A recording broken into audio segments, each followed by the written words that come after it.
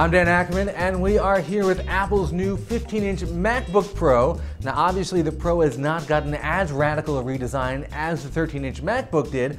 Even though this still has the same aluminum look, it's actually made differently, like the MacBook Airs and like the new MacBooks. It's made from a solid chunk of aluminum that they kind of carve out to form the base of the system, put all the parts in. What you end up with is something that's actually very solid and sturdy, can really take a licking. Another big physical change in the new Pros is this gigantic touchpad. What they've done is they've taken the separate button out. The entire thing is now a big button. You just press on it, and the whole thing is one big button. If you turn on tapping, you can just use it with tapping also. Obviously, having a big touchpad like this lets you take greater advantage of the gestures, the touchpad gestures that we've been using in Pros for the last generation or so. There's some new four-finger gestures. If you flick all four fingers up, it'll hide everything and bring back your desktop. If you flick your four fingers down, it'll bring all your apps back.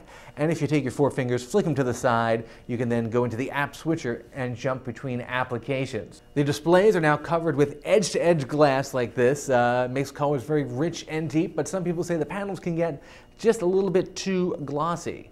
Kind of like the regular MacBooks, they've ditched the Intel integrated graphics chipsets for NVIDIA ones, and these new Pros come with the integrated NVIDIA GeForce 9400 chip inside, as well as a dedicated NVIDIA 9600 graphics card. And what you can do is you go into the settings and you set it for either high performance or better battery life. When you set it for high performance, it turns on the 9600 card. If you set it for better battery life, it deactivates that and turns on the integrated graphics, which means you won't get as high frame rates in games, or you won't get as much graphics horsepower, but your battery will run for about an hour longer. The only catch is, in order to switch between them, you have to log out and log back in. Otherwise, these are mostly the same MacBook Pros you've come to know and love. If you're worried about losing that FireWire connection on the 13-inch MacBook, you'll be pleased to hear that the MacBook Pro FireWire is still right there where it's always been. I'm Dan Ackerman, and that is the new MacBook Pro.